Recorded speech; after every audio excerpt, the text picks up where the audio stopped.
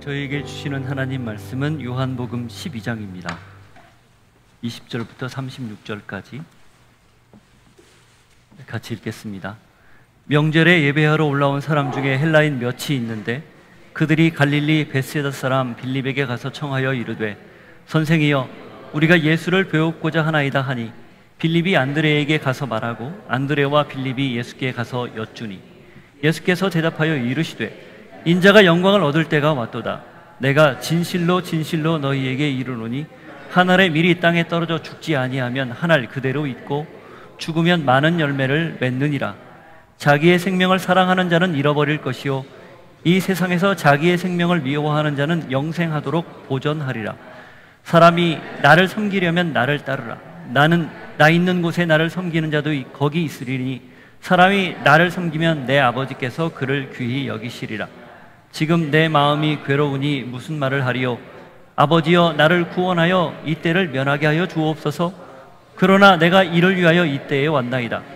아버지여 아버지의 이름을 영광스럽게 하옵소서 하시니 이에 하늘에서 소리가 나서 이르되 내가 이미 영광스럽게 하였고 또다시 영광스럽게 하리라 하시니 곁에 서서 들은 무리는 천둥이 울렸다고도 하며 또 어떤 이는 천사가 그에게 말하였다고도 하니 예수께서 대답하여 이르시되 이 소리가 난 것은 나를 위한 것이 아니요 너희를 위한 것이니라. 이제 이 세상에 대하여 심판이 이르렀으니 이 세상의 임금이 쫓겨나리라. 내가 땅에서 들리면 모든 사람을 내게로 이끌겠노라 하시니 이렇게 말씀하심은 자기가 어떠한 죽음으로 죽을 것임을 보이심이로라. 이에 무리가 대답하되 우리는 율법에서 그리스도가 영원히 계신다 함을 들었거늘 너는 어찌하여 인자가 들려야 하리라 하느냐. 이 인자는 누구냐? 예수께서 이르시되 아직 잠시 동안 빛이 너희 중에 있으니 빛이 있을 동안에 다녀 어둠에 잡히지 않게 하라. 어둠에 다니는 자는 그 가는 곳을 알지 못하느니라. 너희에게 아직 빛이 있을 동안에 빛을 믿으라. 그리하면 빛의 아들들이 되리라. 예수께서 이 말씀을 하시고 그들을 떠나서서 숨으시니라. 하나님, 죽어야만 산다는 이 역설을 오늘 우리가 말씀을 통해서 더 분명히 깨닫고 알고 또 삶에서 그렇게 살기를 결단하는 귀한 시간이 되게 하옵소서. 예수 이름으로 기도하옵나이다. 아멘. 기독교는 역설로 가득합니다. 하나님의 존재 방식부터가 그냥 그 자체가 역설이에요. 그분은 세상보다 크죠. 그러나 기꺼이 가장 작은 우리들의 마음 안으로 들어오기를 외면하지 않고 기꺼이 오신 분이 또 하나님이십니다. 하나님이 담을 수 있는 건 어디에도 없어요. 그러나 늘 알고 있듯이 우리의 공동체 안에 또 우리의 심령 안에 하나님이 스스로 담깁니다. 하나님은 전능한 분이죠. 그러나 가장 무능한 분입니다. 하나님 전능하기에 이 땅을 말씀으로 창조하셨습니다. 그렇지만 가장 무능하게 십자가에서 자기 자신을 죽도록, 자기 아들을 죽도록 방치하셨어요. 일부러 방치라는 말을 썼는데 할 수 있지만 안 하신 거죠. 그래서 우리 눈에는 무능하게 보이는 거죠. 그러나 사실은 그게 전능하심입니다. 하나님은 십자가를 통해서 모두에게 십자가는 저주다라고 하는 그 세상에 당신 아들을 매달았어요. 저주 아래에서 죽었구나 그렇게 생각하게 했죠. 그러나 그건 사랑의 상징이었습니다. 사실 그 저주를 받아 죽은 건 예수님이지만 우리가 죽었고 그 주님의 부활과 함께 우리도 다시 사는 것, 이게 십자가의 원리죠. 이 모든 것들을 하나하나 살펴보면 성경 자체는 이렇게 역설로 가득해요. 우리가 잘 이해할 수 없는 전혀 상반되는 개념으로 가득 차 있습니다. 오늘 말씀도 그렇죠. 죽어야 산다. 한 알의 밀알이 땅에 심겨지면 산다. 열매를 맺는다. 사실 자연의 이치지만 그래서 우리가 쉽게 받아들이지만 엄밀히 따지면 어떻게 죽는데 살까라는 말을 생각하게 하는 그런 구절입니다. 이 역설 위에 신앙과 교회가 존재합니다. 누구나 살려고 삽니다. 그죠? 열심히 살려고 사시는 거잖아요. 그러나 성경은 죽어야 산다 이렇게 말을 합니다. 뭐 생즉사 사즉생 이 얘기를 하는 게 아니고 죽어야 산다라는 것을 분명히 언급을 해요. 예수님은 살리려 죽었습니다. 우리를 살리려 당신의 몸을 스스로 죽음으로 내모는 거죠. 그래서 죽은 그를 하나님이 살리신 겁니다. 예수님은 이 목적대로 왔고 살았고 그렇게 사셨어요. 본문에서 말하듯 그리고 기회만 있으면 그 내용을 끊임없이 강조했습니다. 이 오늘 본문은 예루살렘에 입성해서 일어난 일입니다. 불과 이제 며칠 후면, 정확히 따지면 5일이나 6일 정도 지나면 십자가에서 매달리게 되는 그런 상황이에요. 여느 때와는 다른 분위기가 있는 거죠. 여느 때 예루살렘에 올라왔을 때와는 전혀 다른 분위기를 제자들도 지금 감지하고 있습니다. 불안불안한 거죠. 그래서 이어지는 13장에 보면은 제자들이 계속 예수님이 죽는다는 얘기를 하니까 불안해서 어쩔 줄을 모르니까 첫 마디가 하나님을 믿으니 나를 믿어라. 그러니 더 이상 두려워하지 말아라. 안심하라. 이 얘기를 하는 거예요. 자, 어쨌든 그래서 이 모두가 알 수 있는 가장 간단한 씨앗이 심기면 그게 발화를 하고 싹이 나고 그리고 줄기가 나오고 꽃이 피고 열매가 맺는 그 원리를 통해서 당신의 죽음을 이제 설명을 합니다. 미랄의 원리죠. 여러분, 열매는 엄밀히 따지면 씨앗 아닙니까? 그렇지만 그 씨앗은 열매가 되는 거예요. 그죠? 우리가 다 알고 있죠. 바로 예수님은 당신이 세상을 말씀으로 창조한 씨앗 같은 그런 역사로 이 땅을 시작했지만 그 열매로 이 땅에 오셔서 죽는다는 것을, 다시 씨앗으로 심겨진다는 것을 오늘 우리에게 들려주는 거예요. 그리고 그 열매가 많이 맺힐 것이다. 당신이 죽으면 그 열매가 수없이 맺힐 것이다. 이 이야기를 하는 거예요. 저는 그래서 이 말씀을 통해서 예수님이 가르치고자 했던 내용, 그리고 당신이 왜 직접 죽어야 되는지를 이 제자들에게 말씀하시면서 동시에 오늘 이 성경을 읽는 우리에게도 도전하면서 왜 우리 역시 열매가 되어서 죽어야 되는지를 도전한다고 믿습니다. 그리고 이 말씀을 저희가 들으면서 신앙이란 과연 무엇일까? 내가 신앙생활 한다고 하는데 그 신앙생활에서 내가 살아가야 되는 가장 기본적인 삶의 방식은 무엇이어야 될까를 한번 고민해 볼 수 있기를 바랍니다. 자, 예수님의 예루살렘 입성, 유월절을 지키기 위해서 올라온 많은 사람들에게 굉장히 큰 반향을 일으켰어요. 이 앞전의 본문에 보면 예수님이 과연 유월절을 맞이해서 올라올까 안 올라올까 이런 말들이 오고 갔습니다. 이유는 간단해요.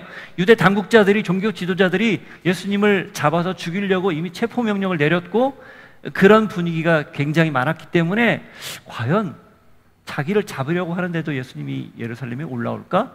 이런 분위기였거든요. 그런데 예수님이 기꺼이 입성을 했죠.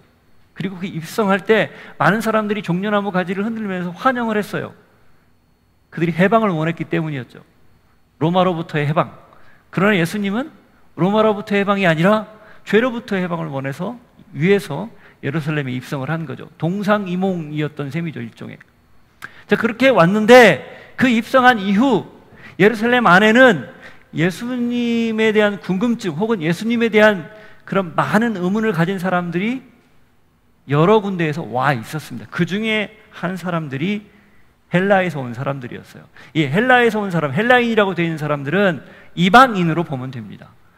이때 당시 초대교회, 특별히 요한이 이 글을 쓸 때 당시 헬라인, 유대인 하면은 유대인 또는 이방인 그런 의미예요. 그러니까 이방인인데 유대교를 믿고 개종한 사람들, 그렇게 보면 돼요. 그들이 올라와서 그들이 소문으로 들었던 예수님에 관한 이야기를 확인하려고 예수님을 좀 만나고 싶어 하는 내용입니다. 그게 바로 20절부터 22절까지의 내용이에요. 한번 읽어볼까요? 명절에 예배하러 올라온 사람 중에 헬라인 몇이 있는데 그들이 갈릴리 벳세다 사람 빌립에게 가서 청하여 이르되 선생이여 우리가 예수를 배우고자 하나이다 하니 빌립이 안드레에게 가서 말하고 안드레와 빌립이 예수께 가서 여쭈니 헬라인 중에 예배하러 올라온 사람이라고 되어 있습니다. 이들이 유월절을 맞이해서 올라온 거예요. 유대교를 개종을 했기 때문에 1년에 3번 유월절, 그 다음에 77절, 오순절이죠. 혹은 맥추절, 그 다음에 초막절이라고 하는 가을에 있었던 장막절, 그때 한 번씩 예루살렘에 올라오는데, 순례하러 오는데, 예루살렘에 지금 유월절을 맞이해서 온 이방인 중에 개종한 사람들이 예수님에 대한 궁금증을 가지고 지금 빌립에게 청하고 빌립이 안드레에게 청하고 둘이 가서 예수님께 그들을 만나달라고 요청하는 그런 내용입니다. 이 헬라인들이라고 표현되어 있는 게 왜 굳이 근데 요한복음에 쓰여 있을까요? 다른 복음서에는 이 내용 안 나옵니다. 하늘의 미랄이라는 표현도 안 나오고요. 요한복음에만 나오는데 왜 요한이 여기에 굳이 예배하러 올라온 헬라인 중 몇이 예수님을 만나고자 했다, 이 내용을 썼을까요? 그건 뒤에 가면 이 열매와 관련돼서 예수님이 굉장히 중요한 의미심장한 말씀을 던지면서 나누면서 해결이 됩니다. 바꿔 말하면 그들도 장차 예수님을 알고 구원을 받아야 되는 대상이다, 그 이야기를 요한이 하는 거예요. 요한이 요한복음을 쓸 때 당시에 복음이 이미 이방인들에게 퍼져서 그들에게 널리 교회들이 각각 유럽에도 생기고 이방인들 교회들이 많이 생겼지만 여전히 굉장히 신앙적으로 어려울 때였거든요. 핍박을 특별히 많이 받을 때였거든요. 그런데 이방인 중에 예수님을 믿고 교회 안으로 들어온 사람들을 특별히 격려하는 그런 의도도 이 안에 담겨 있습니다. 그들은 예수님을 만나고자 그렇게 와서, 그리고 그 안에서 예수님에 대한 궁금증을 이제 풀고자 했던 거죠. 자, 그 말에 예수님이 어떻게 대답을 합니까? 23절, 예수께서 대답하여 이르시되 인자가 영광을 얻으러 왔도다.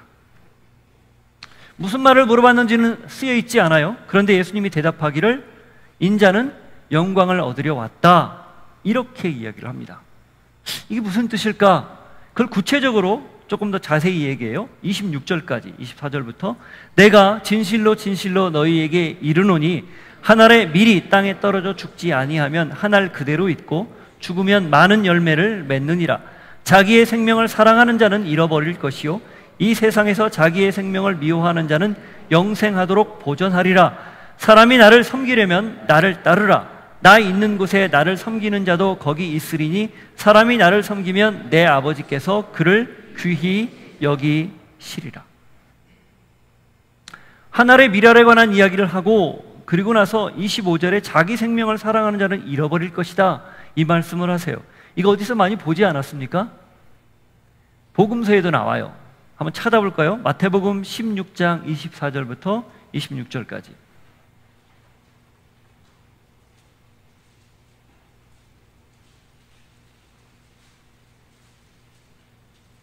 배경은 예수님이 누군지를 제자들에게 물어봤어요. 제자들이 이런저런 얘기를 하는데 베드로가 주는 그리스도이십니다, 하나님의 아들입니다, 이 고백을 했죠. 그러니까 예수님이 그걸 칭찬했어요. 그러고 나서 비로소 예수님이 올라가서 이제 6월절에 내가 곧 올라가면 이 종교 당국자들인 대제사장들과 바리새인들에게 잡혀서 죽는데 죽는 것으로 끝나지 않고 사흘 만에 다시 살아날 거다, 이 얘기를 했어요. 그 고백 다음에. 그러니까 베드로가 무슨 말씀이세요? 그럴 수는 없습니다. 당신이 하나님의 아들이고 당신이 그리스도인데 그렇게 죽다니 이건 말이 안 돼요 라고 얘기하니까 예수님이 베드로를 꾸짖으면서 너는 나를 넘어뜨리는 자다, 사탄아 물러가라, 이 얘기를 했죠. 그 유명한 말씀이 거기에 나오고 그 다음에 하는 얘기예요.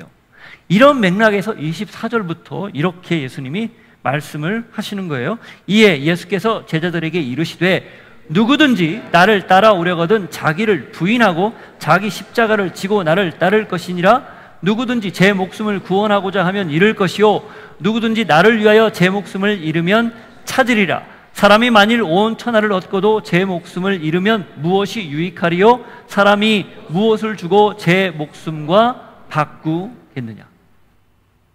이런 맥락에서 지금 말씀을 하신 거예요.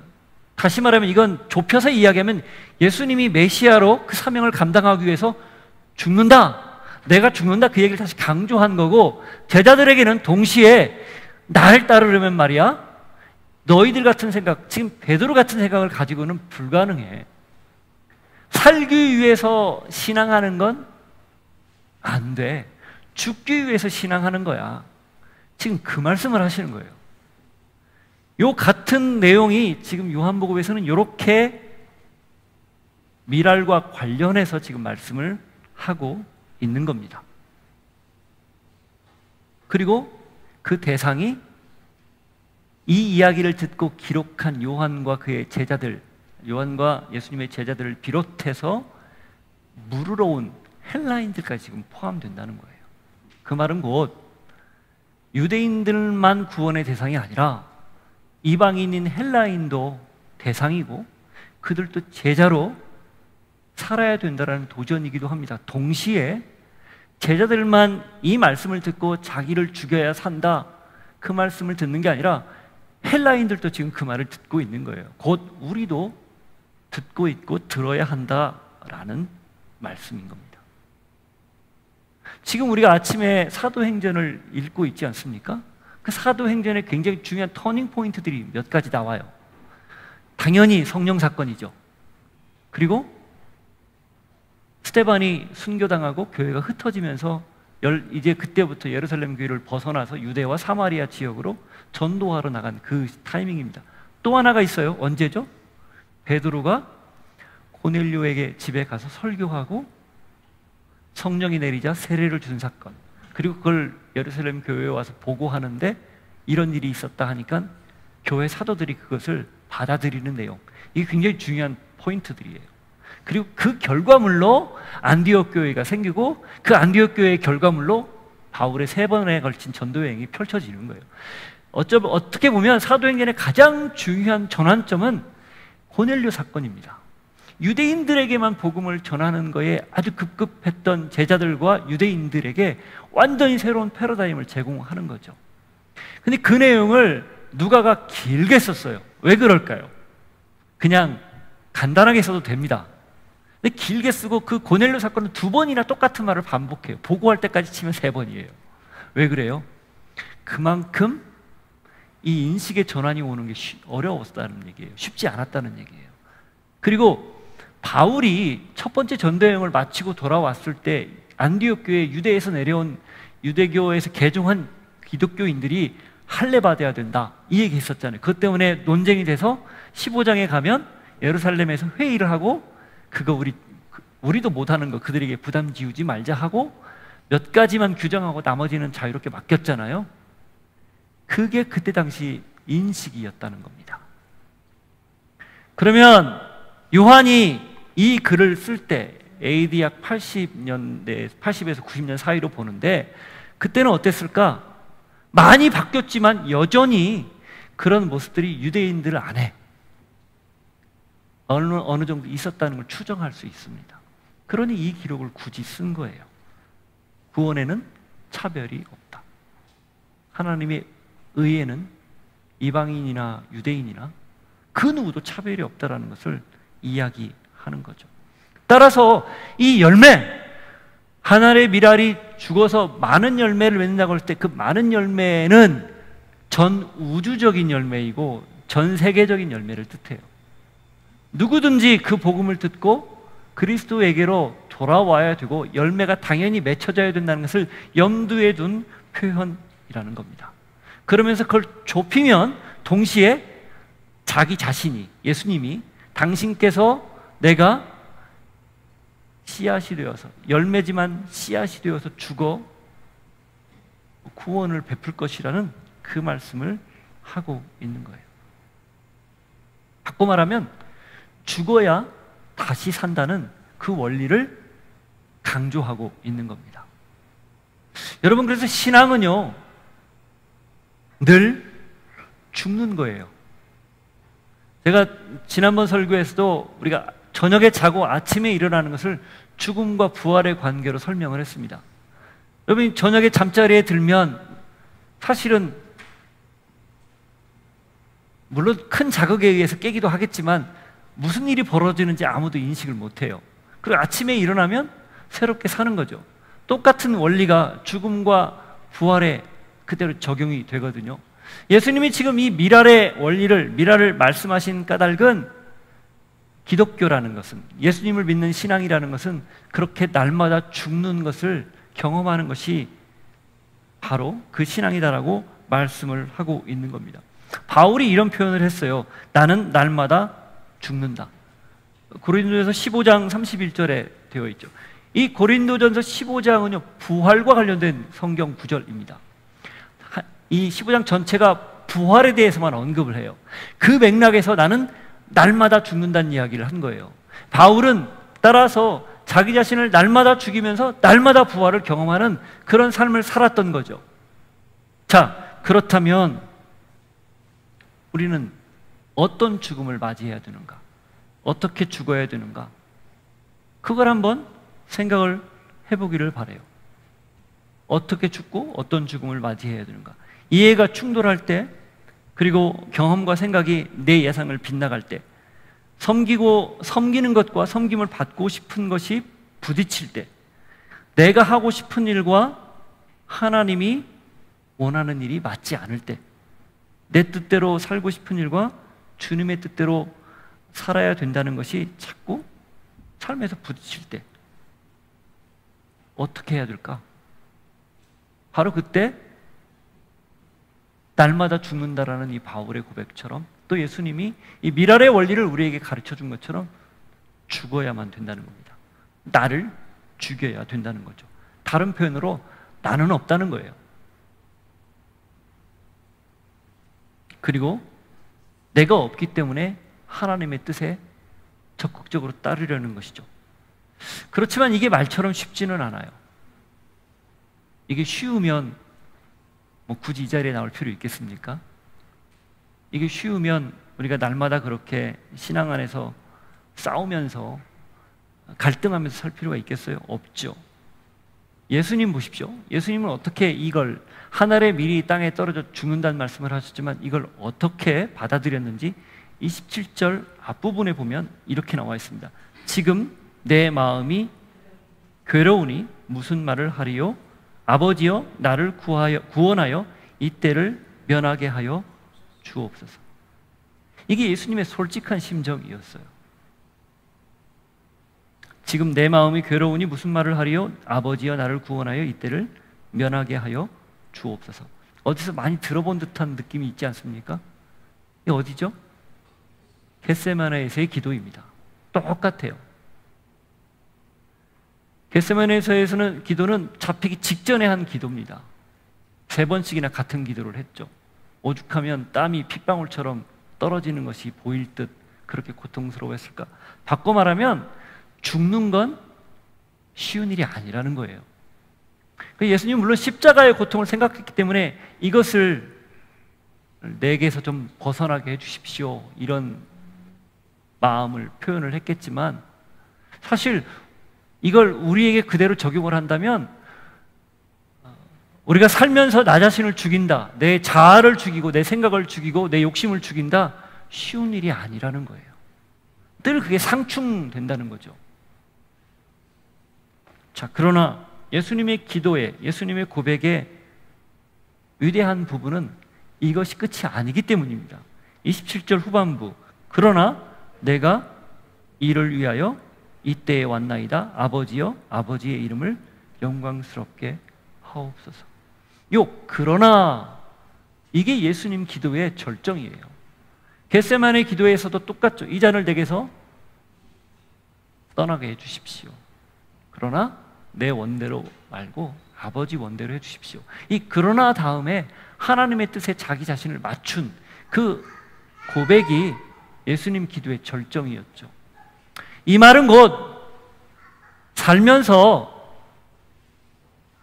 나 자신을 죽이거나 혹은 고통 앞에서 그걸 다 감내하면서 하나님 뜻을 이루어낸다라고 자신 있게 말할 사람은 없다라는 겁니다. 그게 우리를 겸손하게 하는 거예요. 우리 주님조차 그랬는데 우리가 얼마나 능력이 탁월하다고, 얼마나 잘할 수 있다고 이렇게 할 수 있는가? 잘 못한다는 거예요. 그러나 동시에 역설적이지만 해야 된다는 겁니다. 무슨 뜻인지 아시겠죠? 할 수 없어요. 그러나 해야 된다는 거예요. 그리고 그렇게 할 수 있도록 하시겠다라는 겁니다. 언제? 나를 죽일 때, 내가 죽을 때, 말씀 안에서 내가 사라질 때, 그때 가능하다라는 거예요. 자, 그러면 예수님은 왜 이런 고백을 드릴 수 있었을까요? 성경에 분명하게 나와 있지는 않지만 여러 가지 내용들을 보고, 그리고 예수님이 이 과정 중에서 하나님과 기도하고 주고받는 이런 것들을 쭉 살펴보면 아버지 하나님과의 관계가 그 어느 때보다 가장 단단하게, 아주 가깝게 친밀감을 가지고 있었기 때문에 이런 고백을 드릴 수 있었던 거예요. 따라서 신앙에서 우리가 나를 죽이고 하나님 뜻대로 살 수 있는 가장 중요한 원칙 중에 하나, 그리고 방법 중에 하나는 우리가 날마다 하나님과 깊은 친밀감을 누리는 겁니다. 말씀 안에서 또 그 말씀을 붙들고 기도하면서 성령님이 나와 함께하고 계신다라는 사실을 믿으면서 그렇게 사는 거죠. 그러면 우리는 날마다 죽을 수 있어요. 바울이 왜 자기 자신이 날마다 죽는다 그렇게 말할 수 있었을까? 하나님과의 관계가, 주님과의 관계가 흐트러짐 없이 너무 명백하게 친밀하게 분명하기 때문에 그 고백을 드릴 수 있었던 것과 같은 이치입니다. 그러면 하나님의 응답이 있습니다. 28절 후반부, 하시니 이에 하늘에서 소리가 나서 이르되 내가 이미 영광스럽게 하였고 또다시 영광스럽게 하리라 하시니. 그렇게 고백을 드렸더니 하늘에서 소리가 있는 거예요. 그러면서 내가 이미 영광스럽게 했고 또다시 영광스럽게 할 것이다. 이 말은 내가 아들인 하나님, 성부 하나님이 성자 예수님에게 하시는 말씀인데, 내가 이미 너를 보내면서 이렇게 그 목적대로 사는 그 모든 과정 중에 함께 했고 앞으로도 함께 할 것이다. 십자가 죽음 이후에도 일으켜 세울 것이다. 부활이라는 그 영광을 맛보게 할 것이다. 이런 의미이죠. 예수님이 하늘에서 음성을 들은 게 3번이에요. 세례받을 때, 그리고 변화산이라고 하죠. 그때, 그리고 마지막에 이 기도를 드렸을 때. 첫 번째는 예수님이 누군지에 대한, 예수님이 세례를 받고 공생애를 시작할 때 하늘 문이 열리고 내 사랑하는 아들이다, 내가 저를 기뻐한다 라고 말한 건 예수님이 하나님의 아들이라는 공식적 인정이에요. 두 번째는 그 변형된 모습을 통해서 거기에 대해서 확정을 해준 거죠. 물론 그걸 본 사람은 베드로와 야고보, 요한 이 3명밖에 없었지만 그걸 분명하게 확신해 준 거예요. 그리고 이 마지막 내가 영광을 받았고 앞으로도 영광스럽게 할 것이다 라고 한 이 말씀은 십자가를 결정적으로 짊어질 수 있게 하는 하나님의 음성입니다.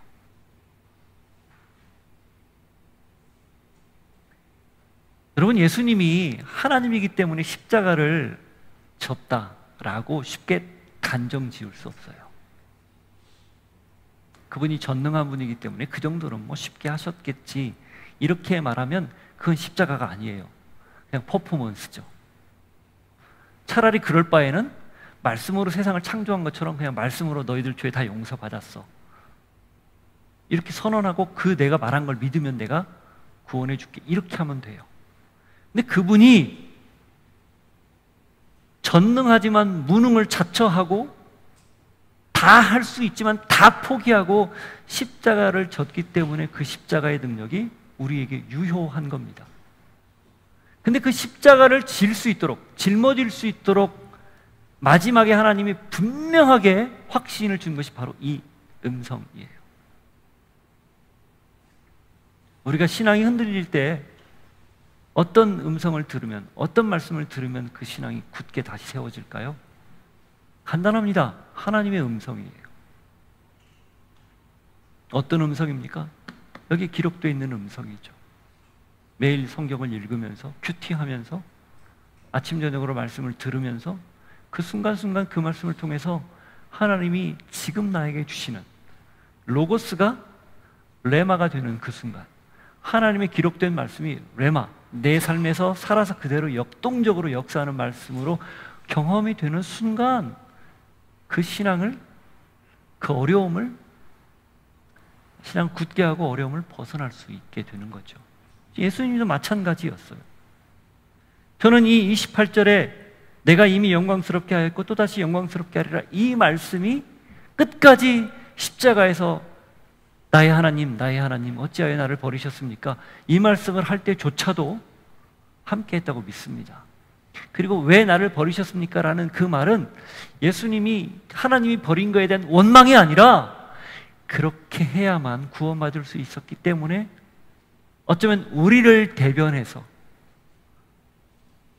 하신 말씀으로 믿어요.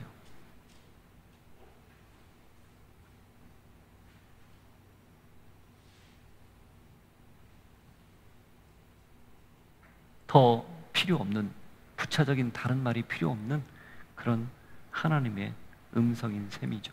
아버지의 인정, 그거면 충분하다는 겁니다. 하나님의 인정, 그거면 충분하다는 거예요. 우리가 신앙의 길을 걸어갈 때 그 길을 다시 일어서서 털고 앞을 향해 갈 수 있는 가장 중요한 동력입니다. 성령이 여러분에게 그런 은혜를 주셔서 아들 예수에게 말씀하신 그 하나님의 음성이 말씀을 통해서 여러분에게도 그대로 현실로 들려서 당당하게 여러분의 삶을 펼쳐나갈 수 있기를 도전합니다. 자, 그렇게 해서 그 말씀을 들었어요. 근데 그 말을 들었을 때 주변에 있는 사람들도 아마 들었던 것 같아요. 그런데 그들이 갑자기 깜짝 놀랍니다. 29절부터 33절, 곁에 서서 들은 무리는 천둥이 울렸다고도 하며 또 어떤 이들은 천사가 그에게 말하였다고도 하니 예수께서 대답하여 이르시되 이 소리가 난 것은 나를 위한 것이 아니요 너희를 위한 것이니라. 이제 이 세상에서 대한 심판이 이르렀으니 이 세상 임금이 쫓겨나리라. 내가 땅에서 들리면 모든 사람들을 내게로 이끌겠노라 하시니 이렇게 말씀하심은 자기가 어떠한 죽음으로 죽을 것을 보이심이로라. 천둥 소리가 들렸다고도 하고 천사가 말하였다고도 하는데 예수님이 정확하게 말씀을 해주시는 거예요. 이건 하나님이 너희들을 위해서 들려주는 음성이야. 곧 내가 죽어야만 너희들이 다시 산다라는 것을 알려주는 거야. 그 얘기예요. 그리고 그 십자가에서 내가 죽는 그 순간 세상은 심판을 받는 거예요. 죽음으로 사람들을 컨트롤했던 이 어둠의 세력은 심판을 받고 이제는 죽음과 상관없이 하나님의 생명을 맛보는 새로운 시대가 시작되는 것을 보게 될 거야. 그 얘기예요. 그게 32절에 나온 것처럼 내가 땅에서 들리면 모든 사람을 내게로 이끌겠노라. 십자가를 이야기하는 표현입니다. 그래서 요한이 어떠한 죽음으로 죽을 것을 보이기 위해서 이렇게 말씀하셨다라고 부연 설명까지 한 거예요. 자, 그러고 그 말씀을 듣자 다른 반응이 일어나요. 34절, 이에 무리가 대답하되 우리는 율법에서 그리스도가 영원히 계신다함을 들었거늘 너는 어찌하여 인자가 들려야 하리라 하느냐? 이 인자는 누구냐? 자, 무리가 뭐라고 물어본 거예요? 우리가 알기로는 그리스도는 영원히 존재하는 분인데 너는 왜 들려야 한다고 말을 하느냐? 이 들려야 한다는 말이 사실은 중의적인 표현이거든요. 하늘로 들린다는 표현도 있지만 나무에 매달린다는 표현도 있는 거예요. 그런데 맥락으로 보면 지금 나무에 매달려야 된다는 그런 의미로 이 무리가 받아들인 거예요. 유대인들에게 나무, 십자가처형, 나무 위에 달리는 건 저주를 상징했어요. 율법에 나오거든요. 나무에 달린다는 저주를 당한 것이다라고. 근데 그것도 사실은 하나님이 복선을 깔고 하신 말씀이죠. 근데 십자가에서 만일에 자신들이 믿고 따랐던 메시아라고 여겼던 사람이 죽었다? 그들 눈에는 그건 가짜인 거예요. 도저히 믿을 수 없는 일이에요. 왜냐하면 메시아는 그렇게 죽을 수 없다는 거죠. 그래서 이렇게 질문한 거예요. 예수님이 뭐라고 대답을 합니까? 35절, 6절, 예수께서 이르시되 아직 잠시 동안 빛이 너희 중에 있으니 빛이 있을 동안에 다녀 어둠에 붙잡히지 않게 하라. 어둠에 다니는 자는 그 가는 것을 알지 못하느니라. 너희에게 아직 빛이 있을 동안에 빛을 믿으라. 그리하면 빛의 아들이 되리라. 빛과 어둠의 이야기를 하면서 빛이 있을 동안에 그 빛을 받아들여라. 기회가 있을 때 믿어라. 그 말이죠.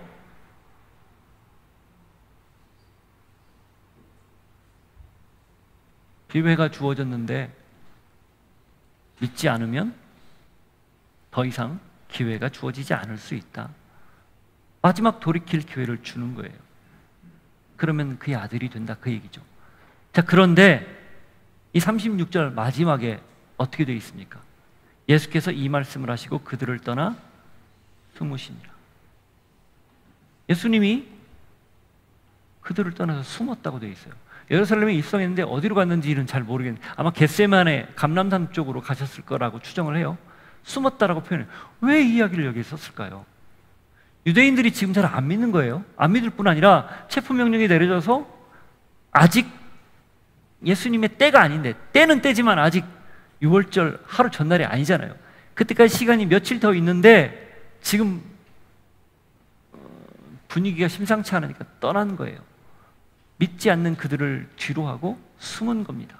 이 이야기는 다른 표현을 하면 지금 유대인들이 예수님이 하는 내용, 말하는 내용을 전혀 받아들이지 않고 있다, 그런 뜻입니다.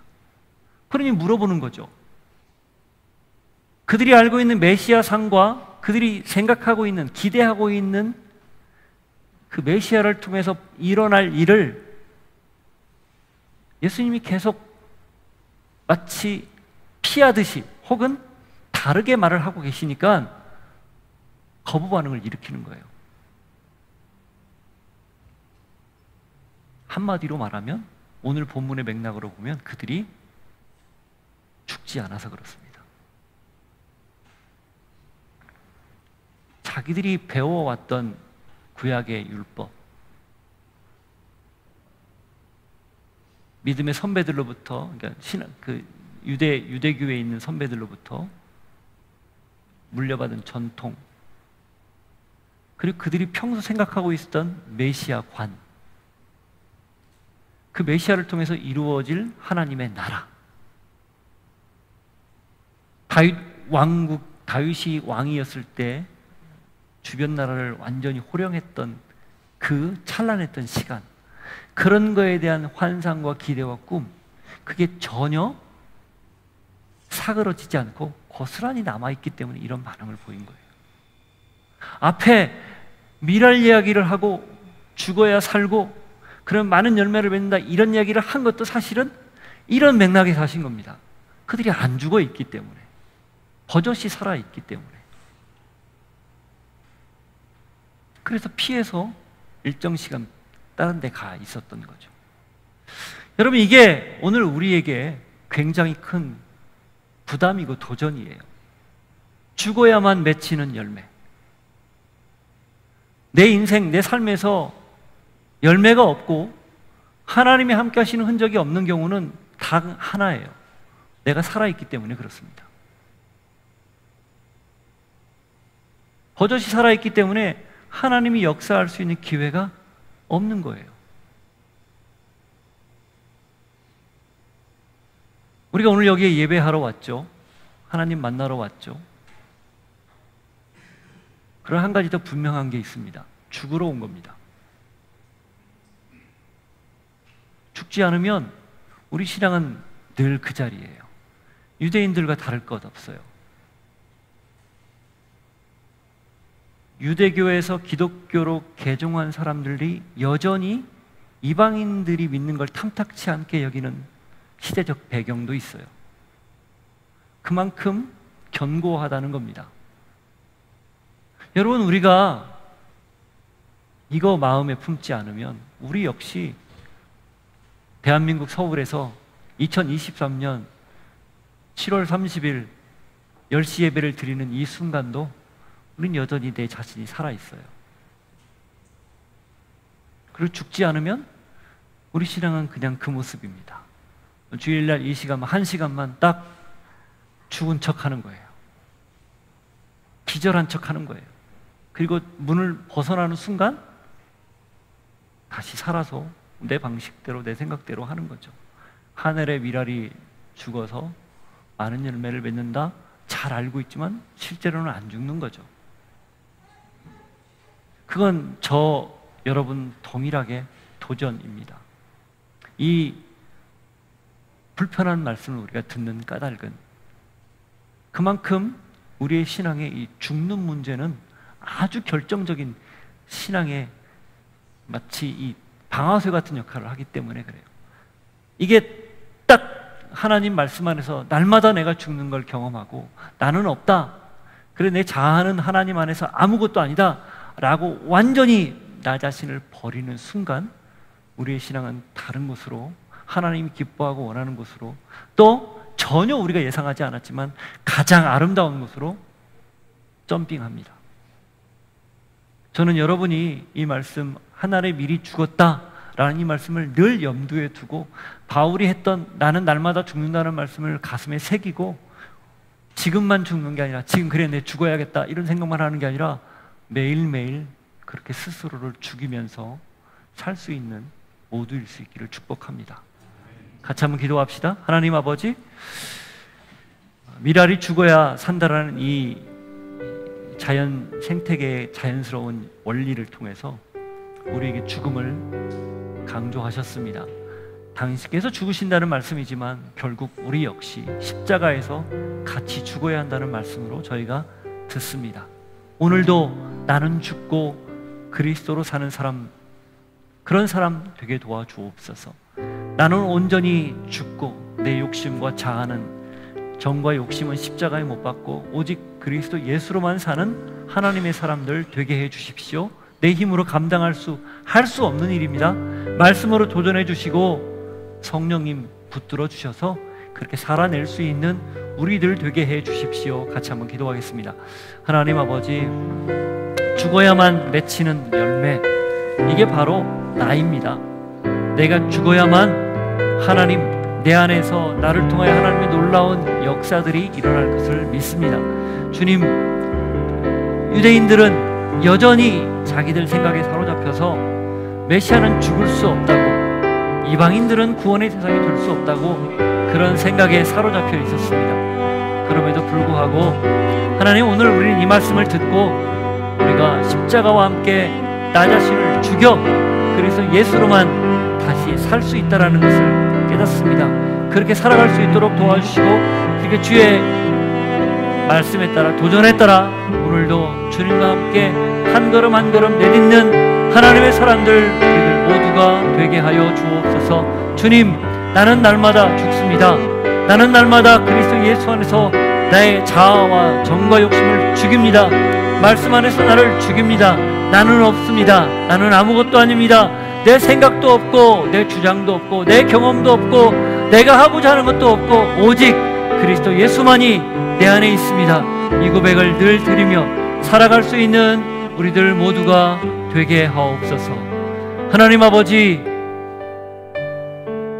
나는 죽고 그리스도 예수로 사는 그런 사람 되게 하여 주옵소서. 예수님 이름으로 기도하옵나이다. 아멘. 자리에서 일어서 같이 찬양합니다.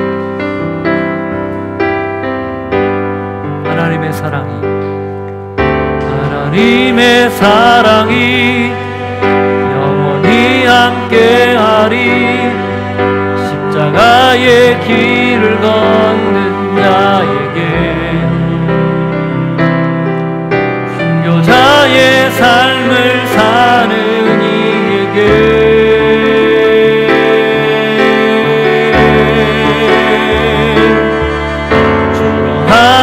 소리와 세상 유혹 속에도 주의 순결한 신부가 되리라.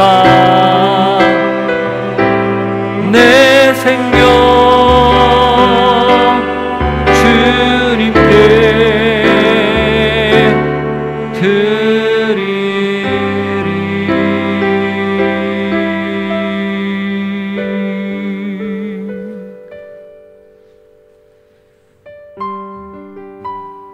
미랄의 원리를 통해서 십자가와 구원을 우리에게 가르쳐 주셔서 감사합니다. 더불어 우리가 날마다 그렇게 죽어야만 산다라는 사실을 깨우쳐 주셔서 감사합니다. 간절히 바라기는 나는 죽고 그리스도로만 살 수 있는 저희 되게 하옵소서.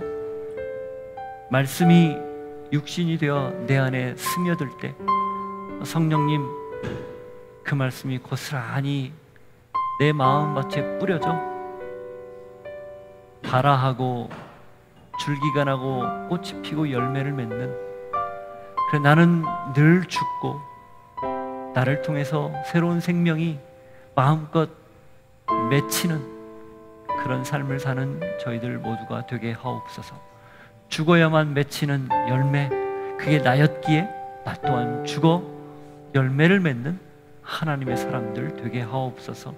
주님 주신 은혜를 기억하며 물질을 구별하고 우리의 재능도 시간도 구별하여 하나님 드리오니 마음껏 받으시고 사용하시고 최선을 다해 드린 한 분 한 분의 손길 위에 하늘의 복이 채우시는 넉넉함이 늘 있게 하여 주옵소서.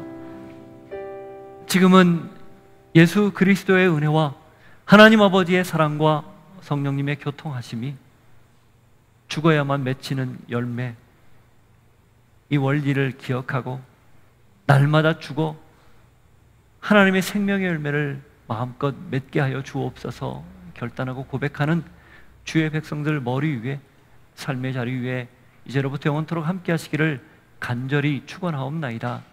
아멘.